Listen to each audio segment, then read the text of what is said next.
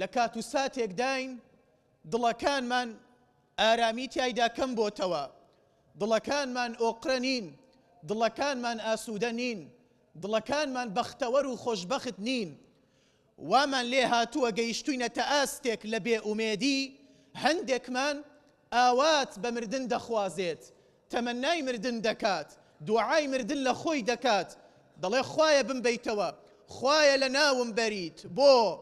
لەبەر دوا ڕۆژێتی، لەبەر قیامەتێتی، لەبەر دینەکەی خۆیەتی کە نەبێتە مایەی فیتنە بۆ خەڵکی،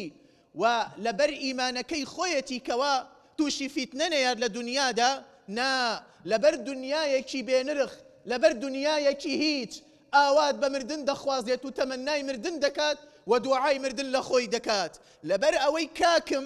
نەگەیشتووە بە خۆشەویستەکەی، لەبەر ئەوەی کاکم قەرزارە و هەژار و نەدارە، لەبەر ئەوەی کاکم خەفەتی ماڵ و منداڵ دەخوا، لەبەر ئەوەی نەخۆشە، یاخود لەبەر ئەوەی کەوا دڵی خۆش نییە و دڵی تەنگە و خەم و خەفەتی هەیە و ناڕەحەتە، لەبەر دنیایەکی بێنرخ، لەبەر دنیایەکی هیچ، ئاوات بە مردن دەخوازێت، تەمەنای مردن دەکات. بەڵکو جاری واش هەیە شەیتان زاڵ دەبێ بەسەری هەڵ ئەسێت، کۆتایی بە ژیانی خۆی دێنێت، قیامەتی خۆی دەدۆڕێنێت.